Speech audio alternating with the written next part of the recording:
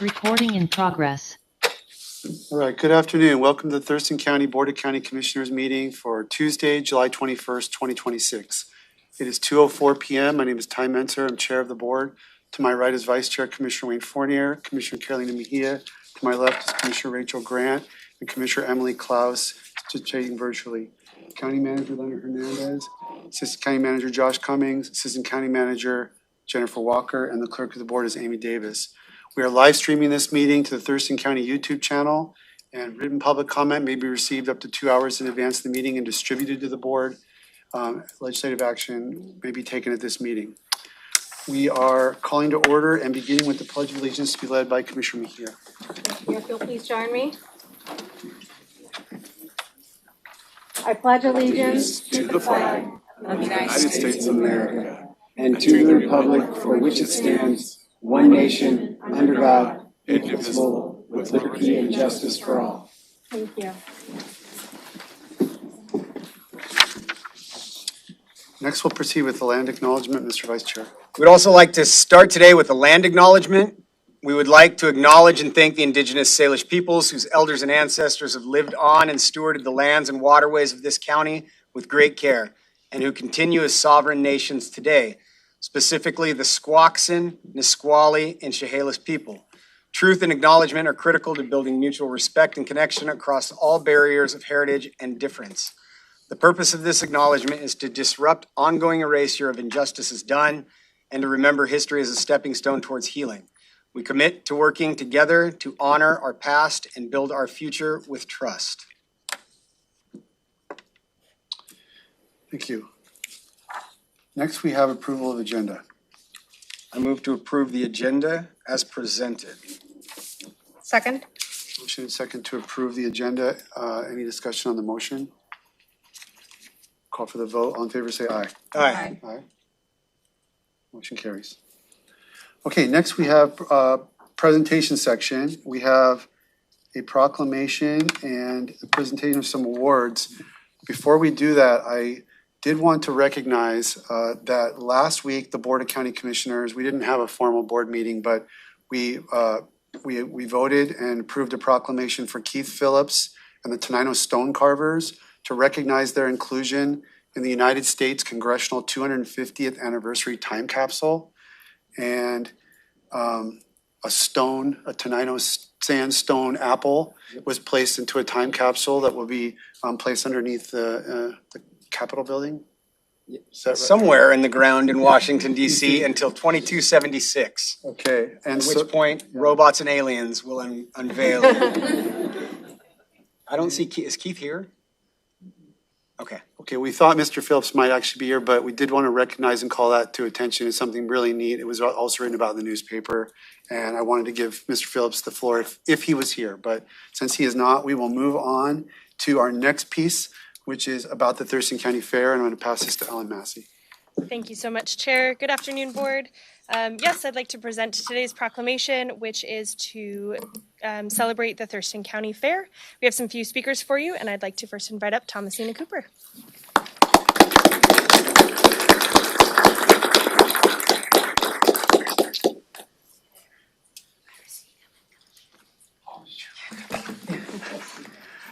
I have some friends. Oh, Yeah, that's right. sorry, buddy. Okay, here's what I need you to do. Go hand your teeth and go hand one to each of them. Okay. There you go. Thank you.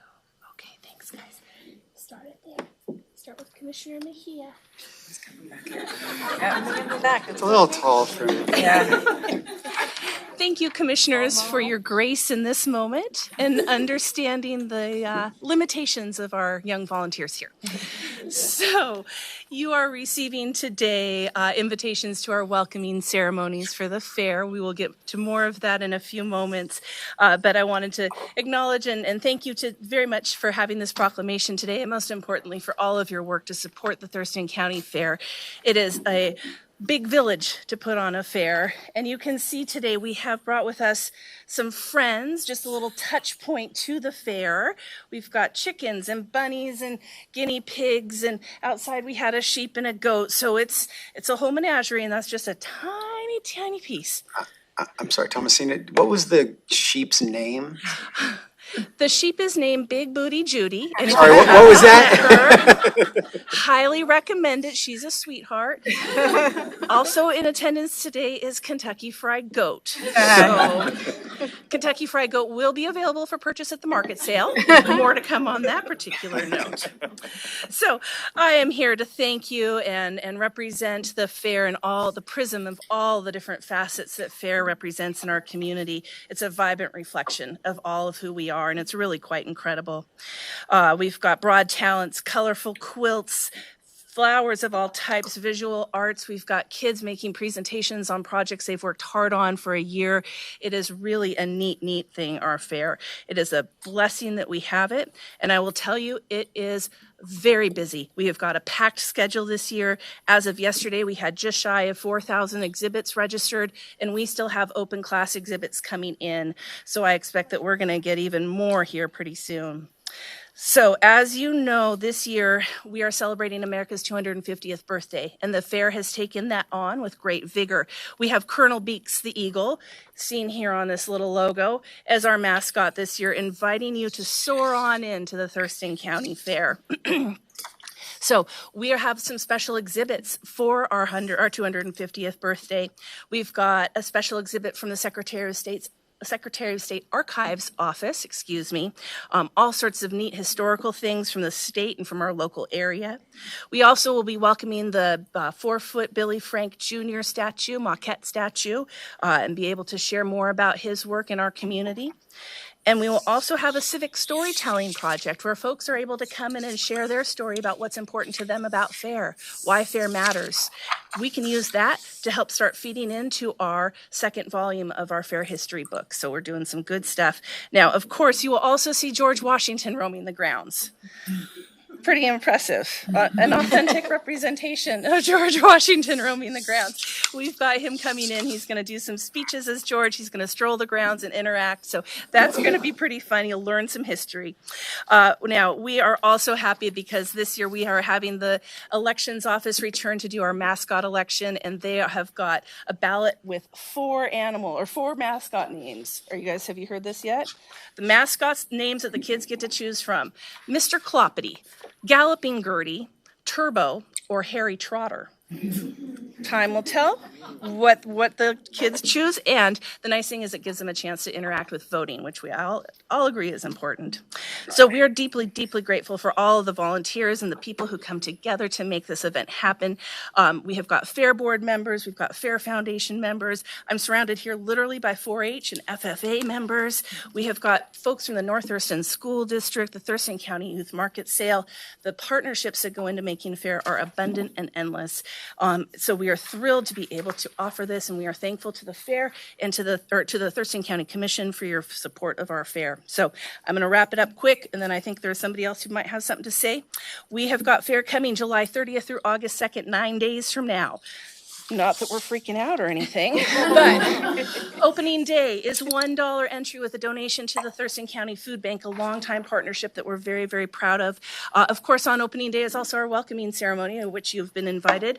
And I will tell you, I have been going around to other school board and elected official meetings, city council meetings, inviting them to come participate at the elected officials contest. So watch out, because I'm making you some competition. So be ready. We also have a pretty unique trophy for the winner.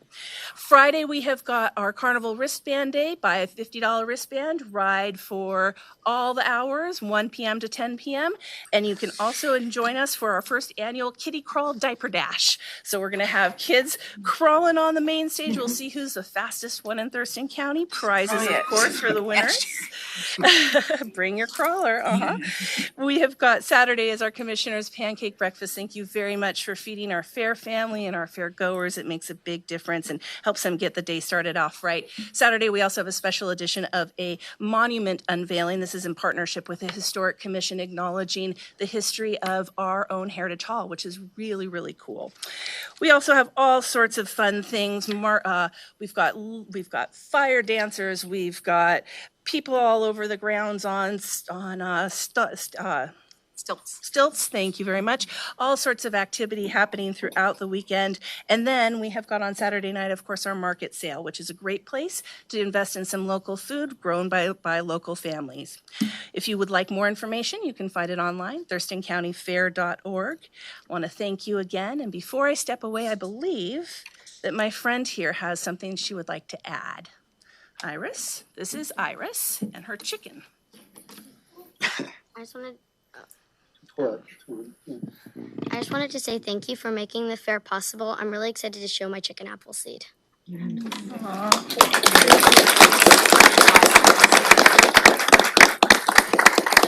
All right, now with that, I believe we are going to hand it over to Mr. Longwell, Paul Longwell, our Fair Board President. Thanks all.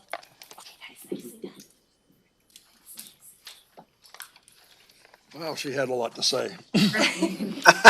Well, I'd give my speech, but the goat ate my homework. Anyway, I found a different copy. Good afternoon, everyone.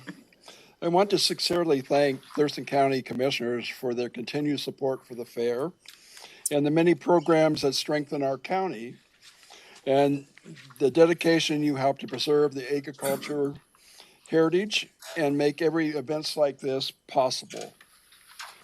This year's fair is especially meaningful to our nation celebrates America 250, celebrating 250 years of our founding of the United States.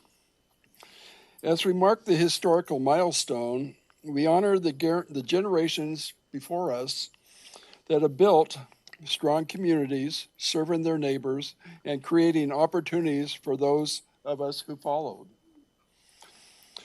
The Thurston County Fair reflects these same American values. It's where families gather, neighbors reconnect, and young people proudly showcase their talents. We celebrate our farmers, our ranchers, our artisans, our businesses, our volunteers, exhibitors, and the many organizations that make Thurston County a wonderful place to live. Whether you come to for the livestock, 4-H exhibits, entertainment, carnival rides, or the food, there's always something for everyone at the fair. On behalf of the Thurston County Fair Board, thank you for your county commissioners, sponsors, volunteers, exhibitors, and everyone whose hard work makes the fair possible. We invite everyone to us at the county fair as we celebrate the community, our heritage, and 250 years of the American story. Thank you. God bless Thurston County, and God bless the United States of America.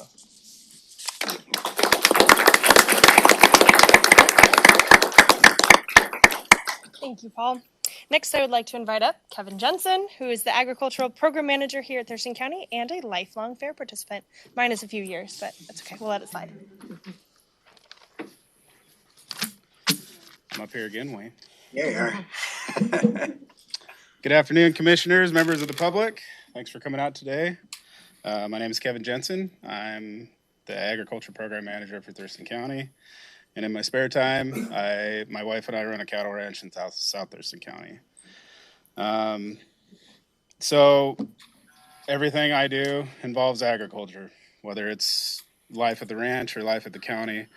But we're focusing today mostly on the fair and what it means to me and how I grew up. So I was a fair kid. I lived in the barns growing up. I was showing cows and chickens, quite the mix. From around 1995 to 2003. So every year I attended the Thurston County Fair with a whole string of animals. I learned skills that carried me through life from that. So some of the main things, as I was thinking back today, that I probably took away were the responsibility. All of a sudden I have an animal that if I don't feed it, it dies.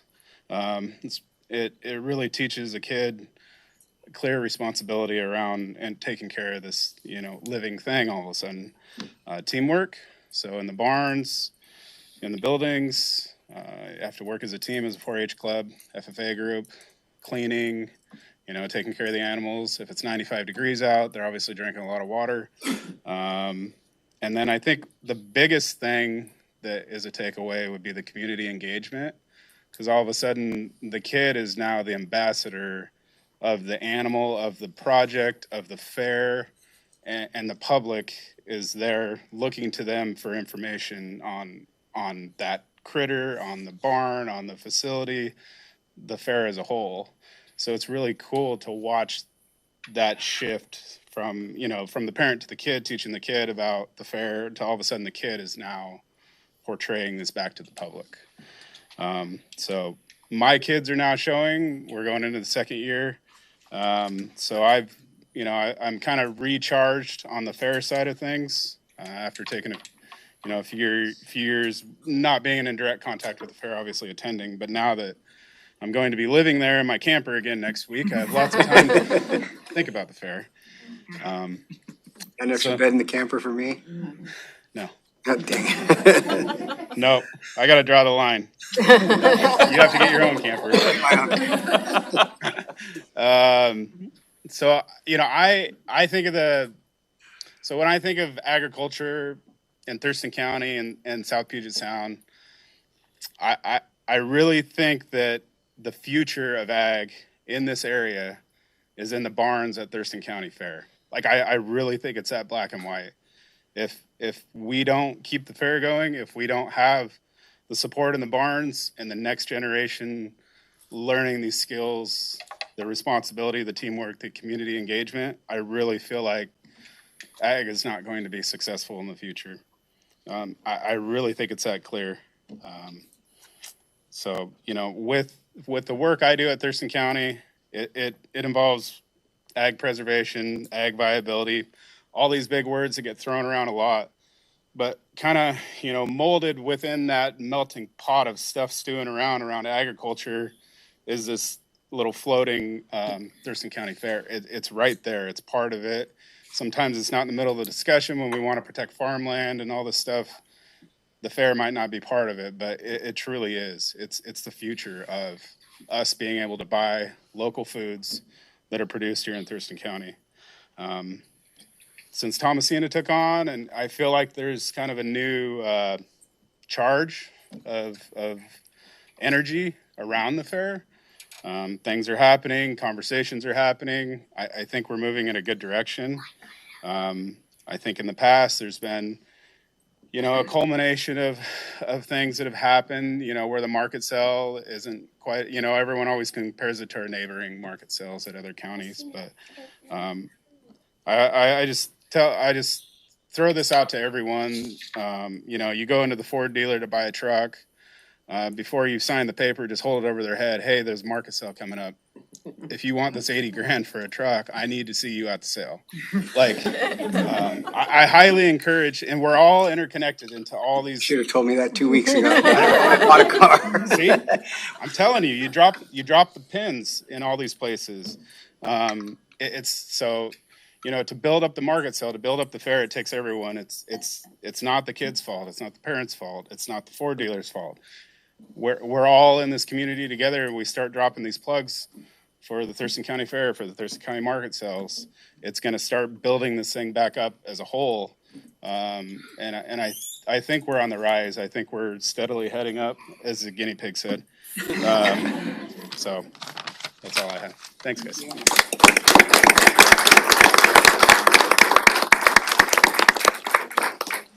Thank you, Kevin. Next, I would like to invite up Celeste. Hi, everyone. And thanks for having us and taking the time to recognize the fair. I'm going to build upon a lot of what Kevin said. He was a year behind me. We weren't in the same barns. I was showing goats and he was showing steers. But my name is Celeste Winther, and I have the honor of leading the group of volunteers that make up the Thurston County Youth Market Animal Sale Committee. We're a registered nonprofit that works in partnership with the fair. We have a very tight relationship with Thomasina. Her and I text all week long. I'm back here. I got you, girl.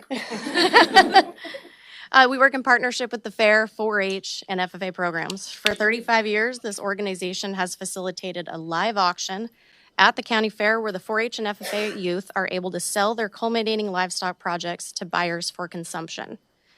In just the past 5 years alone, we've facilitated the sale of beef, pork, lamb, goat, rabbit, chicken, turkey, and and sponsorships in the amount of over $1,077,914. We talk a lot. Thank you. We talk a lot about options for local, slow, ethical food in our county, and this is truly the nexus of that, to build upon a lot of what Kevin said. Youth raise and invest in these project animals with the utmost care and quality. They bring them to the fair and exhibit them, and our community rewards that hard work on Saturday night with their dollars. The committee handles all the processing logistics for buyers in order to make the choice to support local an easy one. The youth that go through this program learn not just how to feed, raise, and care for an animal, they learn how to budget, they learn marketing, they learn promotion, public speaking, and leadership. They go on to be active members of our community, they know the business end of a shovel, and they know what it takes to earn $1. So I invite you all to fill your freezers on Saturday night of the fair at 6 p.m.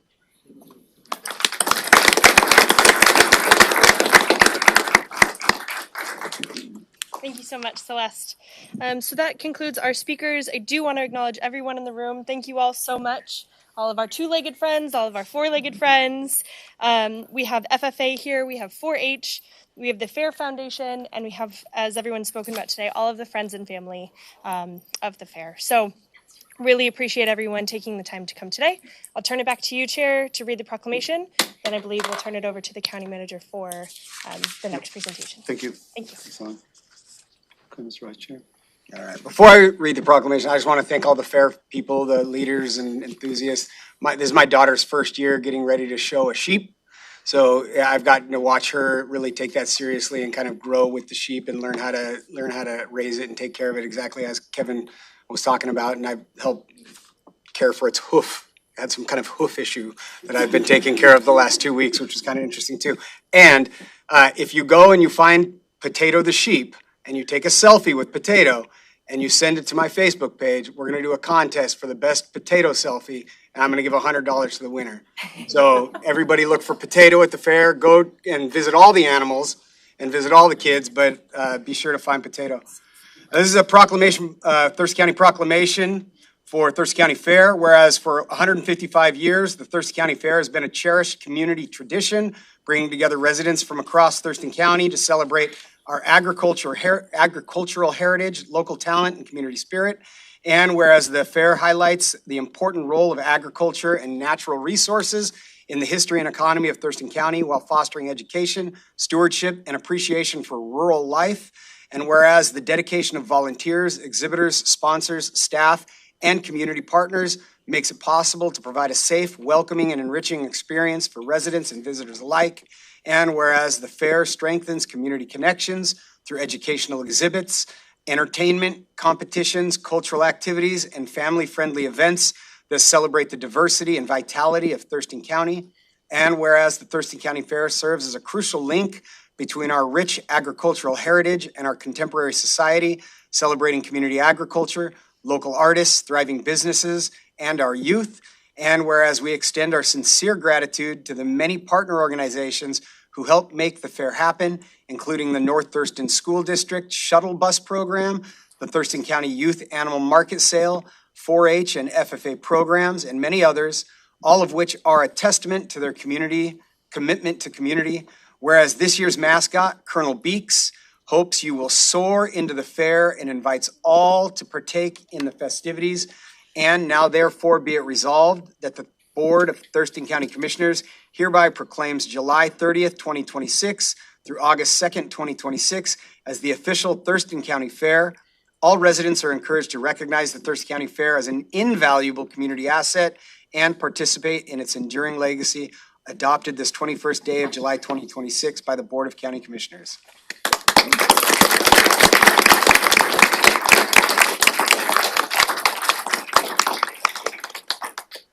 Okay, so next up, we're going to look at the National Association of County Achievement Awards. County Manager, you wanted to introduce this, and we'll recess to actually present the awards. Correct, Chair. Thank you so much. What a wonderful day with a lot of great stuff going on. Today, we're welcoming all the National Association of County Award winners. These are our own staff members who are innovating programs and making a real difference in the lives of our community members. If you remember from last year, the county brought home 19 awards, which was an impressive And this year, we blew right past that and brought home 30 awards, which again is the top in the state.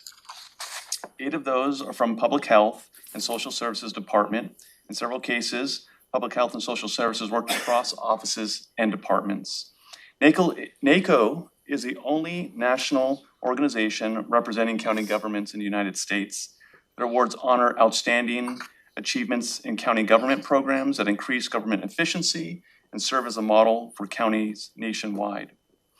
These awards were won in a dynamic environment where the county is undergoing budget cuts and layoffs, uncertainties, and many other changes. We are very proud of all our staff and our leaders. Now, Chair, if we can look to a 20-minute recess, we'll move to the lobby to present the awards. Okay, it's 2:29. We'll be in recess till 2:50.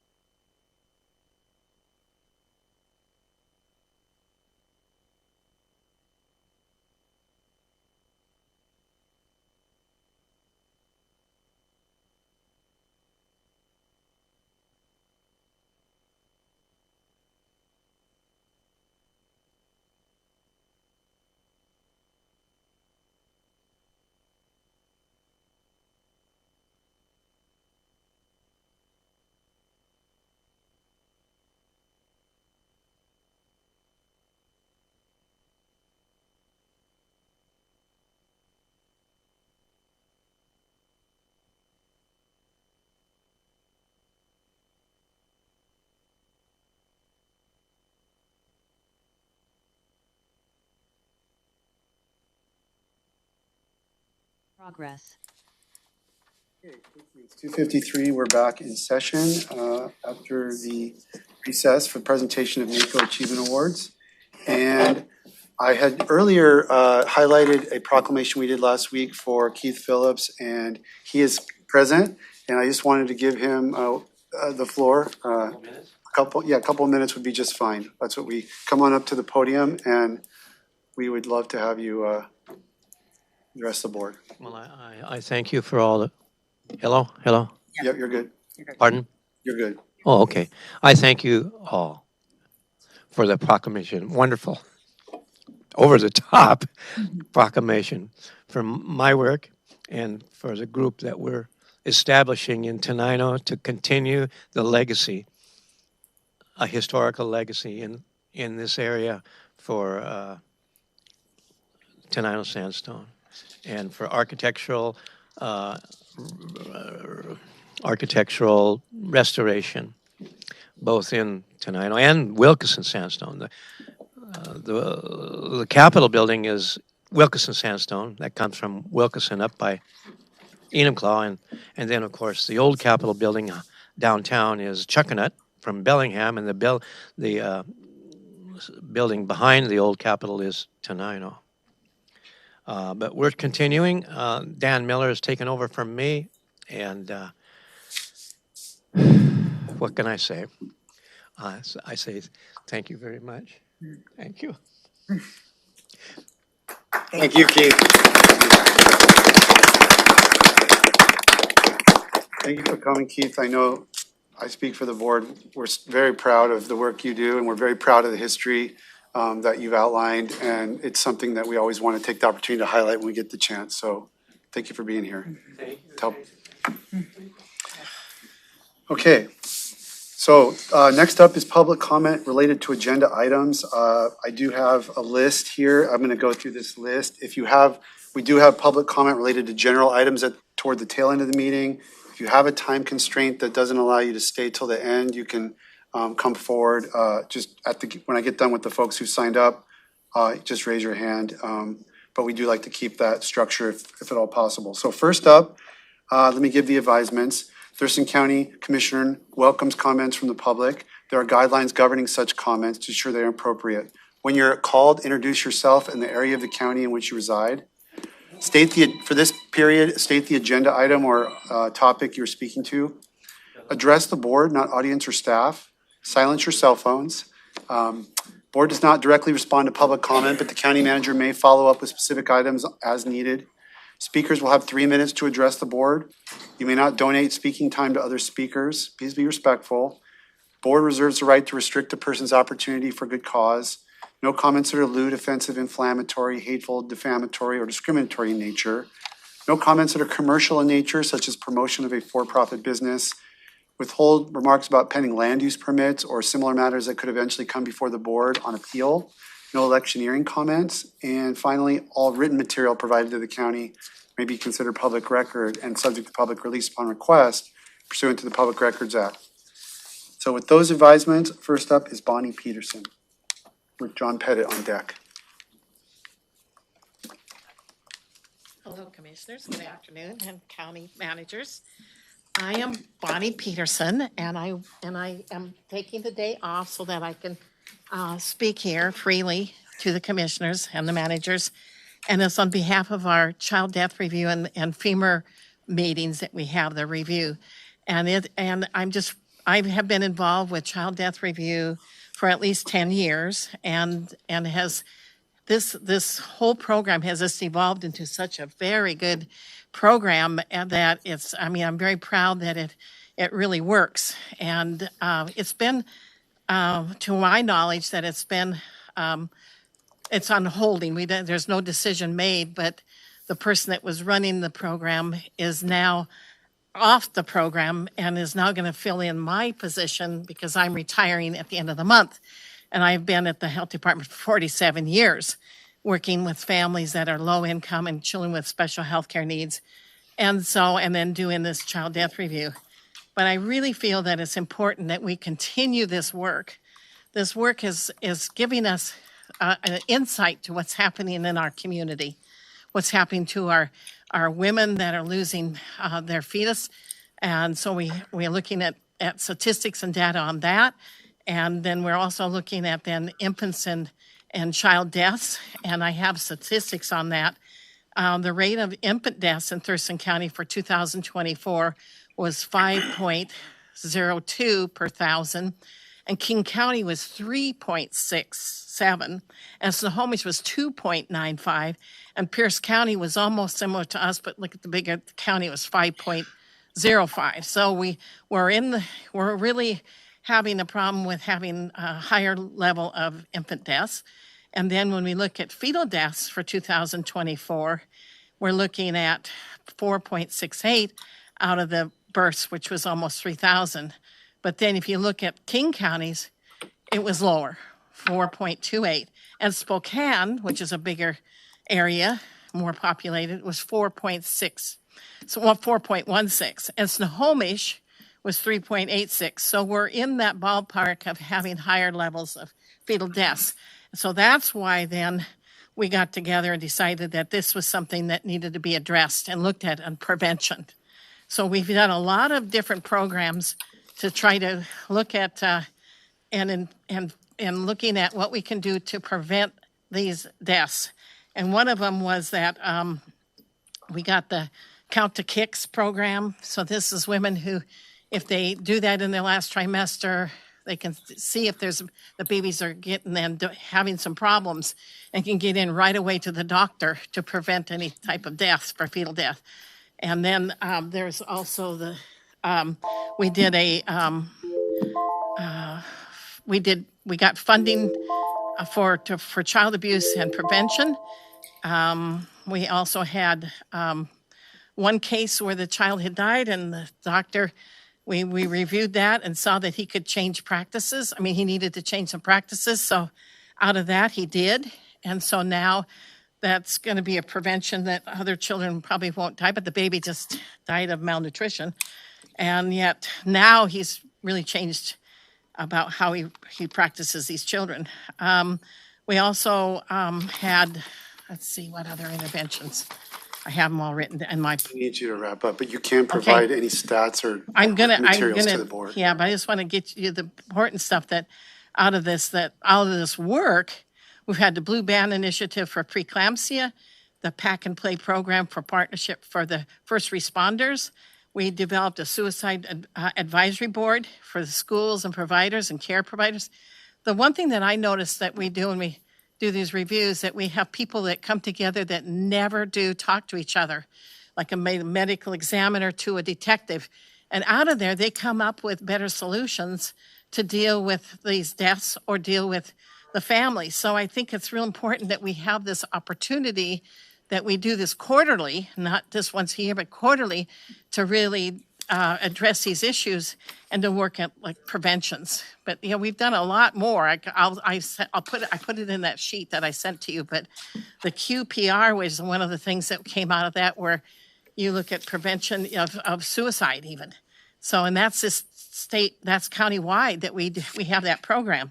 But I'm going to let the other people that were part of the board or part of the review board for quite a long time too. So I just want to let you know that I'm leaving, but I hopefully that this program will continue, because I think it's really important for our county to have this. Thank you. You have any questions? Okay. No, thank you. John Pettit is next. Terry Ballard on deck.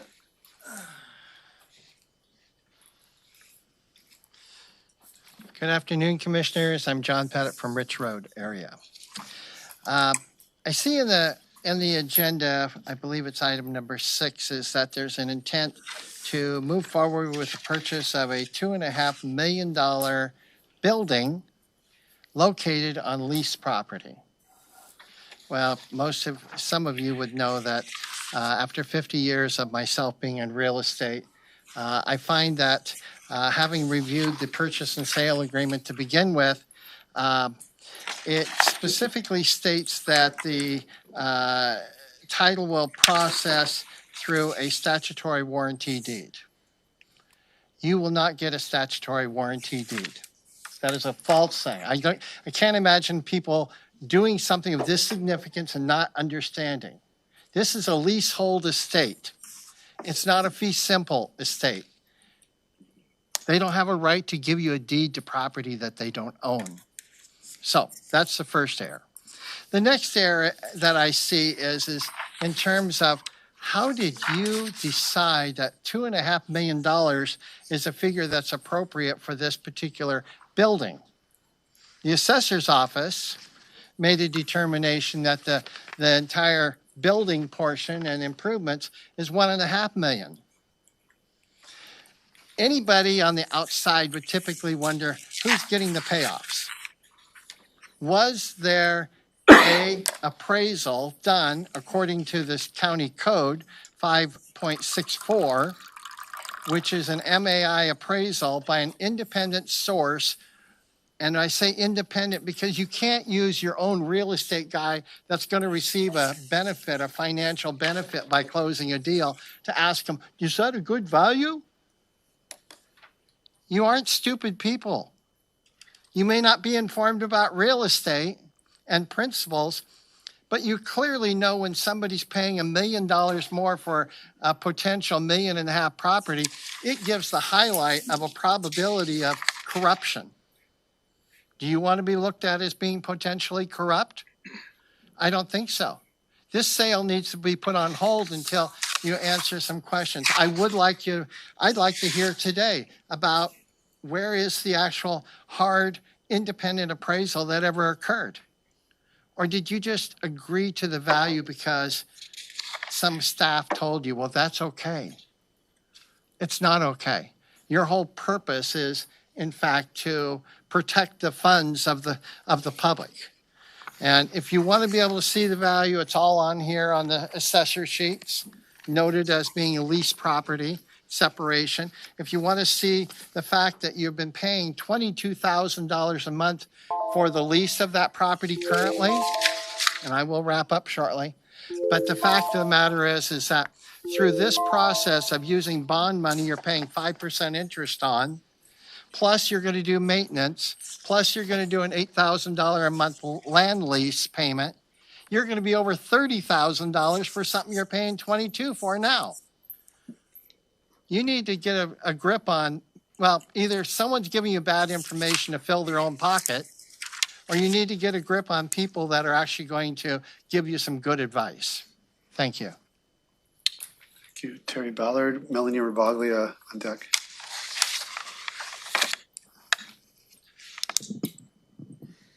Good afternoon, Commissioners. My name is Terry Ballard.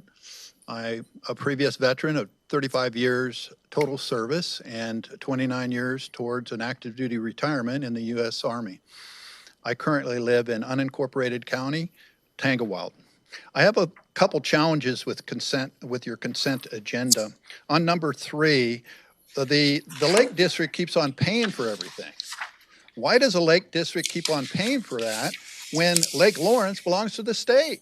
Where's the state funding for all this stuff? You're letting the housing people that pay to live near that lake in the Lake District to come up with the cost of maintenance.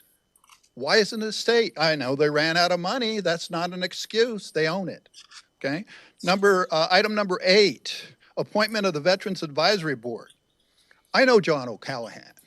But my question is John O'Callahan part of the Veterans Committee for a veteran organization, and the representative of those of that veteran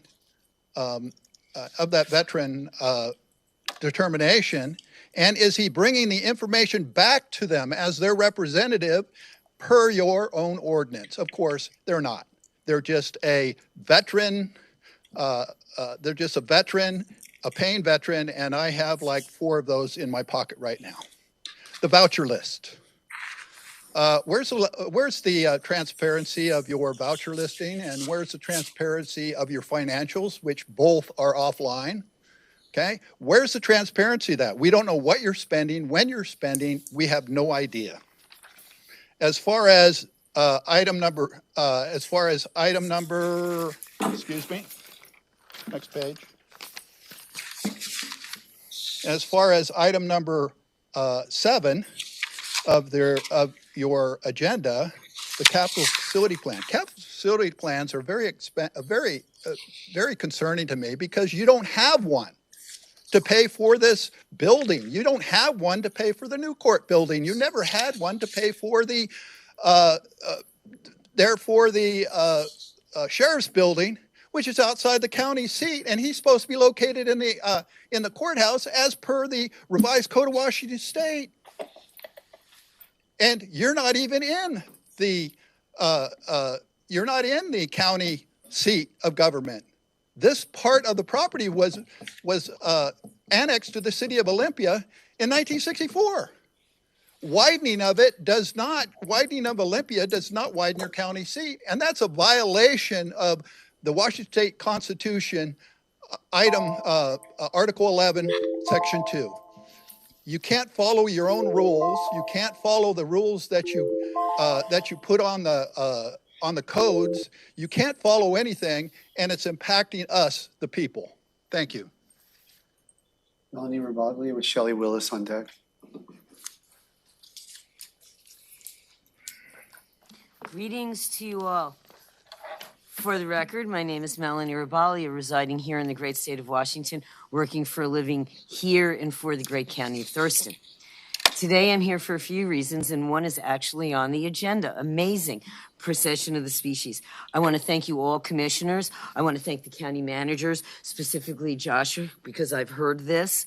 I want to thank you for recognizing the importance of this event to our community and today providing temporary space. As I said earlier this year about our needs, we always need space. I am sure that you've heard the procession received the nonprofit of the year from the Thurston Economic Development Council. So, of course, I was hoping for some more money in 2027. I still have 2+ minutes, and I'm going to cover the rest of what I wanted to update you on. Public comments and employee recognition. Public comments. I take off 2 hours of my vacation time to do this. Thankfully, I have a job where I can. Imagine if I was a nurse, a construction worker, a restaurant, fast food worker. I understand this is your time to do county business. However, hearing from the public is your county business. Additionally, without a reasonable time frame, it seems pretty disrespectful of your constituents' time. I appreciate the offer from Ty to testify because you just can't wait. Sorry, my Catholic guilt doesn't really allow me to happen. But today, due to the agenda, I mentally could slide this in. I justified it. Additionally, there was a recent conversation about the fact that there's more opportunity for public comment. The perception of the fact is the opposite. It reminds me when Fish and Wildlife tells me that I can fish earlier in June, but there's no fish in the river in June, so it doesn't really do me any good. I've had coworkers in public works and other departments tell me that they wouldn't waste their time doing this. Just saying. Next, employee recognition. For a number of years, there's been Thurston County employee nights at the Rainier Games, and I'm sure that plenty of folks are participating. However, there's plenty that won't. The ticket package includes a ballpark meal, which includes a hot dog. Some of us don't eat meat. Additionally, Cheney Stadium rules are no outside food. Other concerns are the parking is limited and it's not free. We're advised to arrive an hour to an hour and a half before the game. So that would be 3:30 or 4:30. $18.83 times 2 is $37.66 plus $10 to park. $47.66 for my husband and I, and we still need food. Wow, no, thanks. Totally enjoy local Sweeties ice cream. They understand their audience. They have gluten-free. I think that's wonderful. My boss gets to eat ice cream. So I still have 22 seconds. I'm out of here. Going to go back to work. See ya. All right, Shelley Willis with Betsy Norton on deck.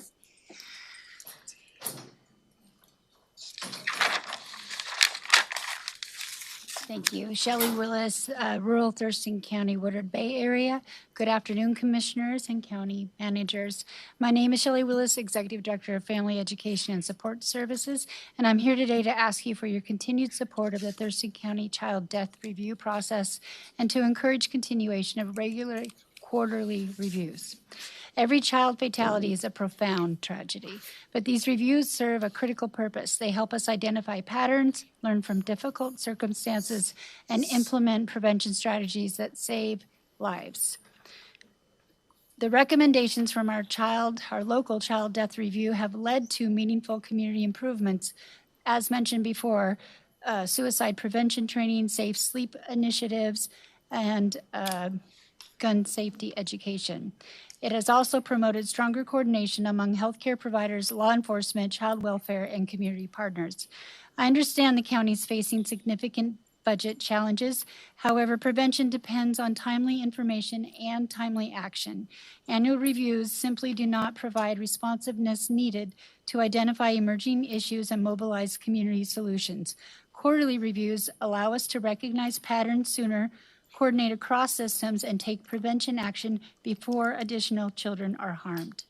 I respectfully ask you to sustain this vital prevention effort and preserve the frequency necessary to make it effective. And thank you. Thank you. Betsy Norton.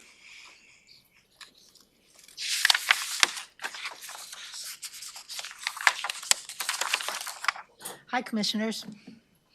My name's Betsy Norton, and I live in Olympia. I would just like to make another comment regarding the New Market purchase. I really didn't talk to Mr. Pettit before this, but I am one of those people who has questions based on the presentation.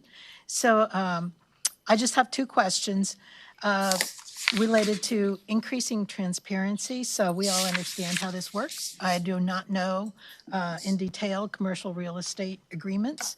It's a little hard for, I think, most lay people to make their way through that. So the first one is there any estimate of the closing costs associated with the transfer of this property? Because it's going from one public entity, the Port of Olympia, to another public entity, Thurston County. And so I would just like to know exactly how much that's costing us in terms of private transaction fees. Secondly, is the third-party consultant who analyzed the need and recommended the solution associated with either of the commercial real estate entities who are going to receive the closing costs? And this is going to the, the potential for questioning the even-handedness with which the recommendation was made. So if you could just, as the sale goes forward, I'd just request that you fill in what I see as the information gaps and perhaps also provide a link to the assessment that came up with the recommendation for this particular building. Thank you. Thank you. Okay, those are the folks who signed up on agenda-related public comment. Is there anyone who needs to go earlier because of time constraint? It won't be long before we get to general public comment. Anyone online who did not get a chance to sign up for agenda-related public comment? I have signed up, but for Okay, and we're gonna get there. Thank you so much. Okay, so let's move forward then. We've got county manager update next. Nothing to report, Chair. Thank you. Consent items, we have 1 through 10. Is there a motion to approve? I move to approve the consent agenda as approved earlier. second. Second, to approve consent items 1 through 10, non-debatable, emotional. Call for the vote. All in favor, say aye. Aye. Aye. Motion carries. Okay, next item up is Central Services, New Market Property Acquisition. And Mike Bowman, good afternoon. Good afternoon, Commissioners. My name's Mike Lohman, Capital Projects Program Manager with Central Services. We are requesting board approval to authorize the county manager or designee to proceed with the closing of the purchase of the property located at 7721 New Market Street Southwest in Tumwater, and to complete the reassignment of the Port of Olympia ground lease in accordance with the approved purchase and sale agreement, which was signed on May 29th of 2026. The property will serve as the Thurston County Sheriff's Office's dedicated facility for large evidence storage, vehicle impound yard, and large vehicle storage. Acquiring this site will provide a secure, purpose-specific location that supports operational efficiency while meeting both current and future operational needs. This acquisition is a result of a collaborative effort between Central Services and the Sheriff's Office to identify the most effective long-term solution for these functions. Over an extended period, staff evaluated multiple alternatives, including constructing a new facility at the Sheriff's headquarters, relocating operations to another site, and developing a new facility from the ground up. After carefully assessing each option, purchasing the New Market property where these operations are already located under an existing lease emerged as the most practical and cost-effective solution. Remaining at the current location minimizes operational disruption, supports day-to-day functionality, and avoids the significantly higher costs associated with new construction or relocation. The county has entered into a purchase and sale agreement to acquire the property for $2,500,000 plus closing costs. The acquisition also includes the assignment of the existing ground lease with the Port of Olympia. As part of the county's due diligence process, Central Services completed an independent third-party appraisal, comprehensive building inspections, and a feasibility assessment. These evaluations confirm that the property is well-suited to support the sheriff's operational requirements and represents a sound long-term investment for the county. This project is included in the county's 2026 to 2031 capital improvement program and will be funded through the public safety sales tax. Staff respectfully requests board approval to authorize the county manager or designee to complete the purchase and execute all documents necessary to finalize the transaction. And I'd be happy to answer any questions the board may have. Thank you. No. Okay. Yeah, thank you for covering the independent appraiser. I believe there were also some other questions that we heard, and I'm wondering in terms, is there an estimate for the closing cost and those private transaction fees? We have an estimate at this point of $5,000 or below. 5,000 is the high side of that. And Commissioner Mejia, just maybe Assistant County Manager Walker could speak to the ownership of the building. The buildings will be owned by the county. The property, the land will be leased from the Port of Olympia. Who's the current owner of the property? It's a private property owner. The buildings are not owned by the Port of Olympia. The buildings are owned by a private property owner who leases from the Port of Olympia. And we will be assuming that lease should the board authorize this and the Port of Olympia approve it. Can I ask one more question from the first commenter on the independent appraisal piece? And did the independent appraisal match, what we offered to purchase this building for? Yeah. So the appraisal did look at the leasehold interest because the Port of Olympia owns the property, as Ms. Walker said. And that appraisal, I don't have the exact number, but it was substantially higher than the It was $4 million. $2.5 million. $4 million. That was going to be my question because I remember that being actually, and I'll just slip my mind. Go ahead, Commissioner Fournier. People often confuse tax assessed value and market value. And they'll go on the assessor's website and look at the tax assessed value and assume that that is the market value. Are you able to explain the difference between market value and tax assessed value and why those are often different? I am not. I would not be the person for that. I can get you that information. Okay. But Commissioner, you're right. There is a difference between the tax assessed value, which has limitations about how much it can be assessed every year, versus the market value, which is going to look at, in an appraisal, they'll take a look at similarly sized facilities, buildings with the same qualities, and then come up with the market value as to what we should pay for it. In this situation, the appraisal was significantly higher than the actual cost of the building. And just for the public's awareness, I think we said this in the board work session, but the county was in a current lease with this building with a private building owner, and they've indicated that their desire to go out and sell, which put the county in a place where, although we had been having conversations and collaborative conversations with Central Services and the Sheriff's Department, and I believe that some of this has gone to the commissioners in times past, about where do we put this essential function for the sheriff eventually, the need to advance that conversation more earnestly came when the property owner indicated that they were going to sell the facility. And so that's when we took a real honest look at what are our options here, which could have included signing into a long-term lease with the facility, but at an economic value that, as we presented it, would not make sense. It was actually made a lot more sense to purchase the facility. And I think one of the key components is that Central Services is handling this transaction, but the real user of the facility, the sheriff, had identified, both the undersheriff and the sheriff, that this is a critical need for their operation. And while the county made a tremendous progress in securing their headquarters, this use was not able to be addressed at that time. So it left an outstanding issue that staff were work collaboratively with the sheriff to address, so that we could look at having some certainty for the sheriff long term.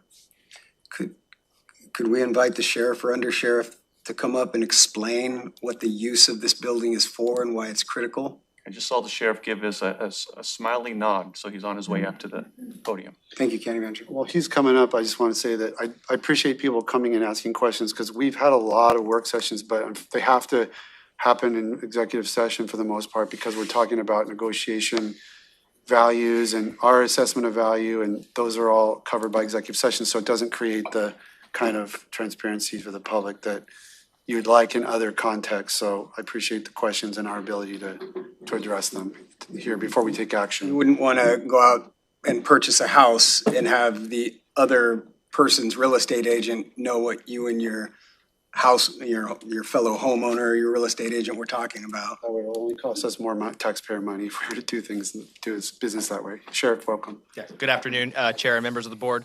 Just some context for this from the Sheriff's Office operations side. So prior to the move-in to the Israel location, the Sheriff's Office was kind of the redheaded stepchild of living quarters. So we had moved from different buildings to different facilities.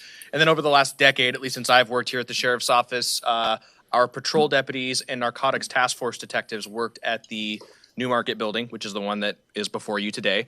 But there wasn't enough room inside that facility. There was very limited office space. The way it's kind of set up is there's a few offices, and then most of the structure is an outdoor impound lot, some outbuildings, and then a large warehouse. The building itself used to be a playground factory, so it kind of gives you an idea that most of it is kind of suited towards large warehouse storage space. And then the detectives, command staff, and support staff worked up at the courthouse in Building 3. When we moved into the new headquarters building, all of our staff, with the exception of corrections, are now under one roof. And conversations early on with Central Services were going into, hey, we still need an impound lot. We still need large vehicle storage. We still need a place to store our outdoor evidence and things like that. And so the search was kind of on, and Newmarket was always an option, but we did explore other opportunities. For the same reason that we did not build a new police headquarters, we could pretty much early on scratch out building a warehouse. That's not a cheap endeavor to find the land, develop it, permitting times while we're still paying for this lease here at this other building as well.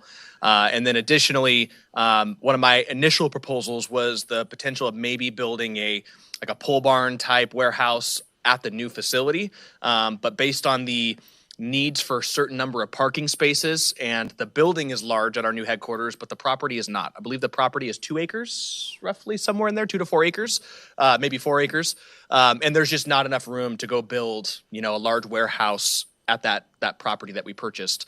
And so in having conversations with Central Services, this made the most sense.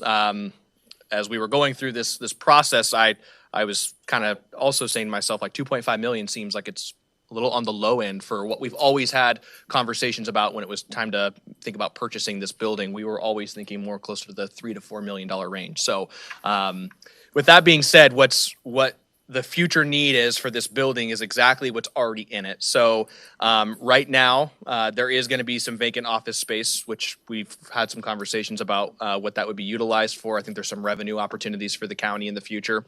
However, the actual warehouse side of things, that is where we store our large evidence. So when cars are involved, for instance, in homicides, and the CSRT team from State Patrol needs to come examine that and completely pull every last DNA fiber, those cars cannot sit outside in the rain. So those vehicles get stationed inside the warehouse, and it's all alarmed. So we've already made some of those investments through the lease over time. We've been in this building for a long time, so the county's already kind of invested in it through rate increases through the lease. So there have been times in the past where we've said, hey, this is what we need, and they say, okay, we'll raise the rates sites, and we'll make those improvements. Additionally, this is also where our large equipment is. So when we think about like the SWAT Bearcat, our rescue river rafts, that is where we keep our large comms van for crisis negotiators at those scenes. All of those items are parked inside that shop, as well as some of our heavy equipment. And then outside, we have a couple outdoor impound lots. Those are for our critical pieces of evidence that do not require indoor parking. So these are going to be vehicles involved, for instance, in fatal crashes where alcohol is involved. Those cars can be out in the elements per se, but the prosecutor may want those for evidentiary value in the event that, you know, defense demands to see that vehicle. They'll go and do that evaluation of that vehicle. So all the infrastructure is already there. And so that is what the future need is for this building. We have to have a place to have those different items, not just for sheriff's office operations, but also for evidentiary value as well. So that is the reasoning for this. This was always going to be projected. And given that we got such a good deal on the headquarters building and we were under budget on renovations, this was always planned in terms of the being under the cap of the $20 million bond that's been budgeted through the public safety sales tax. Any questions for the sheriff? Thanks. Ready for motion? I move to authorize the county manager or designee to proceed with closing the purchase for the property located at 7721 New Market Street Southwest, Tumwater, Washington, per the purchase and sale agreement signed on May 29, 2026, and the assignment of the Port of Olympia ground lease. Motion is second to authorize the purchase of this property, 7721 New Market Street, Tumwater. Any discussion on the motion? Call for the vote. All in favor, say aye. Aye. Aye. Motion carries unanimously. Thank you. Next up is a Commissioner's Office item, resolution for 2026-27 biennial budget, Special Amendment 1. Summer Miller, Budget and Fiscal Manager, to brief the board. Good afternoon. Good afternoon, Commissioners. Summer Miller, Budget and Fiscal Manager. This is a resolution for the 2026-2027 biennial budget, Special Amendment Number 1, authorizing supplemental operating and capital appropriations to the 2026-2027 biennial budget. Amendment 1 was adopted by Resolution 16633 on June 2nd of 2026, after which it was identified that changes to the appropriations were necessary to correct errors found in fund department combinations, known as invalid intersections, and an entry error in expenditures versus revenue. Special Amendment 1 was presented to the board on June 23rd, at which time the board provided direction to proceed with the noticing of the 2026-2027 biennial budget Special Amendment 1. Additionally, through unanimous vote, the board took action to authorize the Auditor Financial Services staff to load the tentatively approved special amendment corrections into the financial system to maintain continuity of county operations and avoid disruptions to departmental activities. The overall increase to the 2026 expenditure appropriations to the general fund is $0, and the increase to all other funds is $1,487,750. There's no increase to the 2027 expenditure appropriations for general fund or all other funds. And this Special Amendment 1 was published in the Nisqually Valley News on July 2nd, July 9th, and July 16th as per RCW 3640-100. Happy to answer any questions. Questions for Summer? I move to approve the resolution to adopt the 2026-2027 biennial budget, Special Amendment 1 pursuant to RCW 36.40.110, authorizing supplemental operating and capital appropriations to the 2026 to 2027 biennial budget. Second. Okay, motion and second regarding Special Amendment 1. Any discussion on the motion?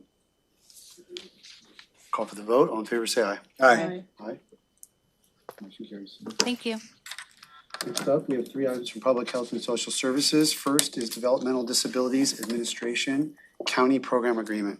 Dr. Jen Freiheit, Director of Public Health and Social Services, to brief the board. Yes, thank you, Dr. Jen Freiheit, Director of Public Health and Social Services. And the first item is a request for the board to move to approve the county agreement with the Washington State Department of Social Services, Department of Disabilities Administration in the amount of $7,830,473 for the period of July 1, 2026 through June 30th, 2027. And this is a renewal of a longtime program agreement with DDA that we receive annually. The County Developmental Disabilities Program uses these funds to provide services for adults with developmental disabilities in Thurston and Mason counties as a shared service, and to provide information to the community and training for clients, families, and community members and contracted service providers. I'm happy to answer any questions on that one. Questions on this item? Is there a motion? I move to approve County Program Agreement number 2663-69510 with the Washington State Department of Social and Health Services Developmental Disabilities Administration in the amount of $7,830,473 for the period of July 1st, 2026 to June 30th, 2027, and authorize the Director of Public Health and Social Services to sign this agreement and any amendments that do not exceed 10%. Motion and second to approve this county program agreement. Discussion on the motion. Okay, I'll call for the vote. All in favor say aye. Aye. Aye. The motion carries unanimously. Next up is professional services agreements for supported employment, high school transition, job foundation, and community inclusion services. Yes, thank you. So whereas the past one was to accept the money in, this next one is to get the money out to the community. So this is a request for the board to move to approve the Thurston Mason County Developmental Disabilities for professional services agreements for a combined amount of $7,830,473 for the period of July 1, 2026 through June 30th, 2027. And this money gets distributed to several agencies, including CareerQuest, Centerforce, Compass Career Solutions, Exceptional Foresters, Morningside, and Vadis. So this is the distribution of the agreement now that we received from DDA. I'm happy to answer any questions. Questions on this item? Move to approve the Thurston Mason County Developmental Disabilities Professional Services Agreements with CareerQuest, Centerforce, Compass Career Solutions, Exceptional Foresters, Morningside, and Vadis for a combined total of $7,830,473 to provide supported employment, high school transition, job foundation, and community inclusion services for the period of July 1st, 2026 to June 30th, 2027, and authorize the Director of Public Health and Social Services to execute the agreements and any amendments that do not exceed 10%. Second. Motion and second to approve these professional services agreements. Discussion on the motion. Okay, call for the vote. All in favor say aye. Aye. Aye. Motion carries. Commissioner Klaus, I'm reading your lips, even though somehow your volume's not coming through, but I'm seeing your votes, so thank you. Last up is 2027-28 Veterans Request for Proposals.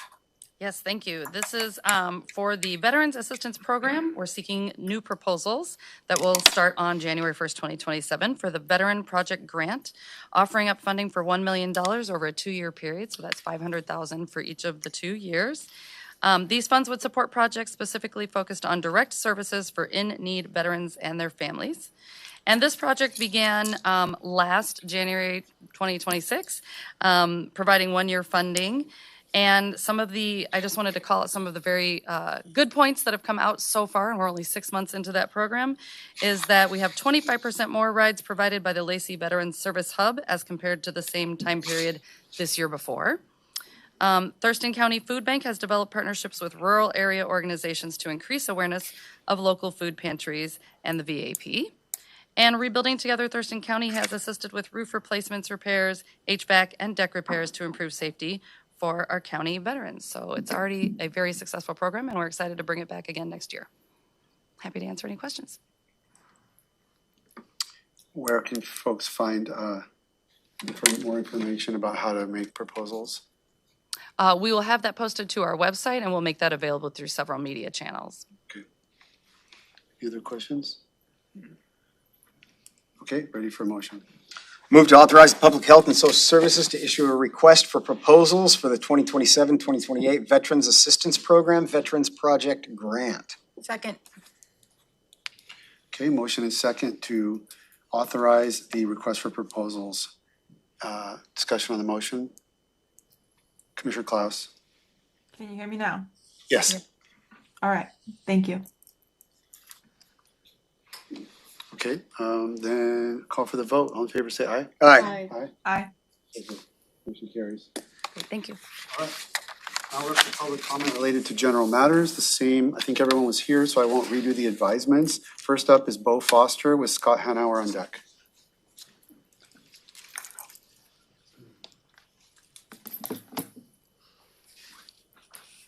Dear Commissioners and County Managers, I'm Bo Foster. I spoke with you at your March 31 meeting regarding the idea of creating a building permit amnesty program for older homes that were built without permits. At that time, I presented a possible framework for how such a program could work. For your convenience, I am enclosing again a brief summary of that proposal, which I will hand to you. When I made my previous presentation, I came before you as one individual with an idea that I believe could benefit many Thurston County residents. Since then, I have spoken with many homeowners, real estate professionals, and many other members of our community who believe that establishing an amnesty program is both practical and worthwhile. Rather than asking more than 200 supporters to attend today's meeting and crowd this room, I invited them to demonstrate their support by signing the proposal. I have here over 200 signatures, okay? The response was overwhelmingly positive, with everyone I approached expressing support for the concept. Among the signatories are many local real estate brokers. Through our work with buyers and sellers, we regularly see the challenges created by older, unpermitted homes. While I gathered these signatures through my own professional contacts, I believe they represent only a small sample of many people throughout Thurston County who would welcome a practical solution. A number of people told me they strongly supported the proposal but chose not to sign because they were concerned that doing so might draw attention to unpermitted improvements on their own properties. Others who signed have no permitted structures themselves or do not even own a home. But simply they believe that encouraging voluntary compliance is a fair and sensible public policy. During our research, we found that Pierce County previously implemented a time-limited building permit amnesty program between 2008 and 2010. While we recognize that state law has changed over time and that Thurston County must operate within current legal requirements, this demonstrates that Washington counties have previously explored innovative approaches to encourage voluntary compliance. We understand that there may be legal or practical limitations to some aspects of our proposal. Our request is not that the county circumvent state law or weaken building standards. Rather, we are asking the county to work collaboratively to identify local practical pathways that encourage homeowners to come forward voluntarily and bring older homes into compliance whenever possible. Accordingly, I respectfully ask that you direct county staff to explore the feasibility of such a program, identify what options may exist under current state law, and report back to the board with their findings and recommendations. If additional authority from the state legislature is ultimately needed, we would welcome the county's leadership in identifying these challenges and advocating for them. I believe such a program would improve public safety by bringing more homes into compliance, encourage homeowners to voluntarily address structural, electrical, septic, and environmental concerns, reduce the need for costly enforcement actions, increase property values and, over time, the county's tax base, create a more cooperative relationship between the homeowners and the permitting process, benefit not only individual property owners, but the community as a whole. This proposal is ultimately about creating a practical pathway that encourages cooperation rather than avoidance. When homeowners feel they can approach the county without fear of unreasonable penalties and impossible hurdles, everyone benefits. Thank you for your time, your consideration, and continued willingness to engage with the community on this important issue. Respectfully. And I will submit this list of signatures. And on a different subject, I would like to remind you that Rainier Roundup Days is happening the fourth weekend of August. And my office is sponsoring a street dance that Friday night with a wonderful band. I would love for all of you, it's open to everyone, free. I would love for all of you to come. So, thank you.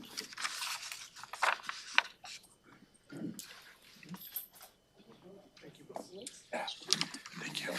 A bunch of signatures. Thank you. Nice to see you.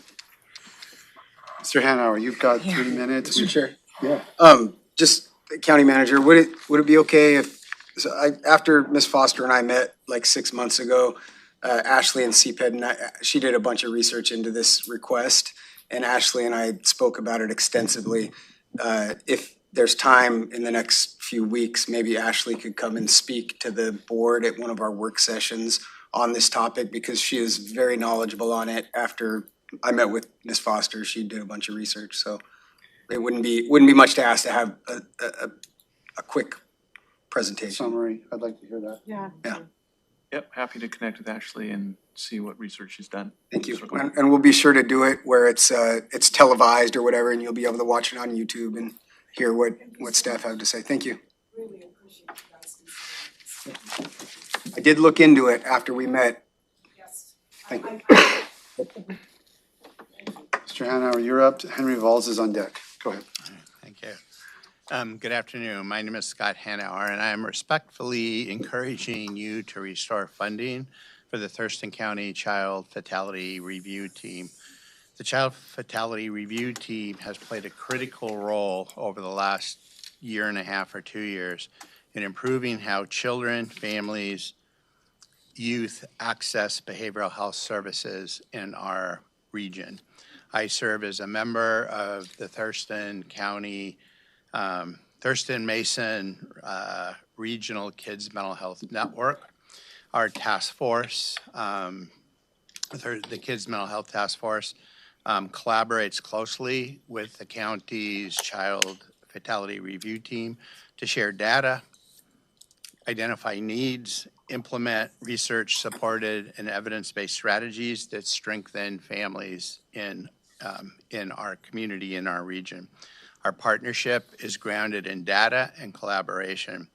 First, our region has recently become a statewide leader in helping kids remain safely at home and in our community, rather than relying on sending kids to hospitals and residential treatment programs, in some cases out of our state, where that's how far that they are sent. Research indicates that long-term hospitalization and residential treatment program have very little positive impact on kids. So our goal is to keep kids safely at home and in our community where we can provide wraparound services for those kids. That work is done in collaboration with the Child Fatality Review Team. Second, the data recently collected by the Child Fatality Review Team has identified in our region that suicides for young people happen in clusters. And it is often the case if one person attempts suicide or dies by suicide, additional attempts follow that. In response, Kids Mental Health and the Child Fatality Review Team are partnering with local schools to recognize these patterns and to implement strategies to prevent ongoing tragedies in those schools. Third, our community has broad access to evidence-based suicide prevention training. I'm trained in what's called question, persuade, refer, QPR suicide prevention training. Over the last number of years, I've trained just myself. There's others from the Public Health Department that are also trained in QPR. Just myself, I've trained probably close to 1,000 people in the last number of years. And the team at the Child Fatality Review Team probably has equal number of people. Finally, Kids Mental Health Washington and the Child Fatality Review Team are partnering even today, partnering with the University of Washington Social Development Research Group to expand prevention services in our community. Our goal is to provide families with effective early recognition or prevention, early intervention to keep kids safely at home and in their community, sending them out, sending those youth to hospitals in other parts of Washington or across the country shows very little positive outcomes. The work we are doing, accomplished by Kids Mental Health Washington and the Thurston County Child Review Team, is making measurable differences in the lives of children and families in our community. This progress is made as a result of the strong collaboration between Kids Mental Health Washington and the Child Fatality Review Team. I need you to wrap up, Mr. Hanna. Pardon? I need you to wrap up. Okay, sorry. Good time. Restoring funding for the Child Fatality Review Team is critical in keeping the momentum for this work going. Thank you. Thank you. Henry Valls is next. John Pettit's on deck. Hello, thank you for your time. Henry Valls, West Olympia. July is Drowning Prevention Month nationwide, and Saturday is National Drowning Prevention Day. We often discuss public safety, however, drowning prevention does not seem to often come up. But drowning safety is public safety for our children and their parents. Drowning is the #1 cause of accidental deaths for children 1 to 4 and #2 for ages 5 to 14. For children with autism spectrum disorder, drowning rates are 160 times greater than their peers. For children of color, these rates are 2.6 to 5.5 times greater than their peers. 79% of children in the U.S. with an family income less than $50,000 have no access to swim lessons. In Thurston County, this inequity is far greater due to a lack of public pools. Drowning statewide has decreased. However, in Washington state, it has increased over the last decade. This is unfortunately not surprising, as we have lost access to swimming facilities over the last 3 decades. For Thurston County's children and their parents, drowning is a public safety issue. It is an equity issue, and it is literally a livability issue. Lessons at the YMCA now close in less than an hour after they open. Swim lessons should not be harder to get than Taylor Swift tickets. The Olympia High School swim team is currently hosting our camp, and last week we had 123 children in the water in a 6-lane pool. 50 kids, this was their first real swim lessons. And now with the closure of Evergreen and now River Ridge closed for the time being, we are down to 17 lanes in entirety available to the public for Olympia, Tumwater, and Lacey. And the time we attempted to rent is now full, and we cannot get any more time to provide lessons. 123 kids in 6 lanes is not tenable, but there is nowhere else for us to go anymore. And the overuse of those 3 remaining pools are going to cause further closures and further elimination of those pools as well. The Timberline pool is 50 years old. The North Thurston pool is 70 years old. And a current effort to get something on the ballot hopes to get on the ballot by as early as 2031. We have a letter of intent now out to the Evergreen pool to rent the Evergreen pool on the desk of the president. Over 5,000 people have signed the initiative. The repair costs have come way under budget, and we now just need the support of community leaders in words and deeds. We believe we are doing our job, and this is something we cannot let go.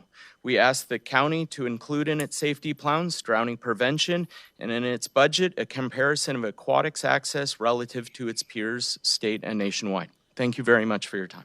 Thank you. John Pettit, with Terry Ballard on deck.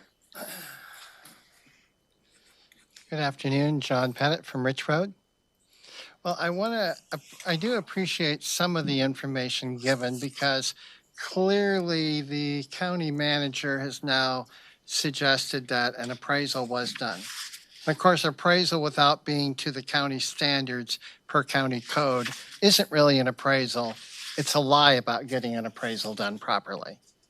So we need to dissect this because we've had a history of being told, oh, we'll provide you evidence. And then we turn around and say, oh, well, I guess we really don't have that. The trouble is transparency doesn't exist. Unfortunately, you as commissioners are very too dependent upon people telling you things, you believe it, and you act accordingly. I sought to have an appraisal, a copy of an appraisal, for instance, on the Plum Street property. I couldn't get any documents. You know, you can apply for it. You can apply for those things through public records request, and that'll be another 2 months. It's all a deception and a bunch of lies that come out or delay in the truth coming out. I don't know what you're going to do about it, but I have a whole bunch of records regarding the Plum Street project. I realize that it was highly manipulated, and it looks like there was even a false document created, and which from a standard, it's clearly not, it wasn't written by the person it was claimed to be written by. We need to prosecute these people who give you bad information. And I would request, since they clearly have told you there's an appraisal for this project out there, that rather than look to get a public records request so I can get it in 2 months, that you go ahead and have them hand me a copy of it immediately. Let's resolve whether it's really true and meets the standards or not. Once again, when I'm talking to you, I'm trying to give you information to overcome bad information. Otherwise, we just call them the puppet master and you're all puppets. Just doing what you're told.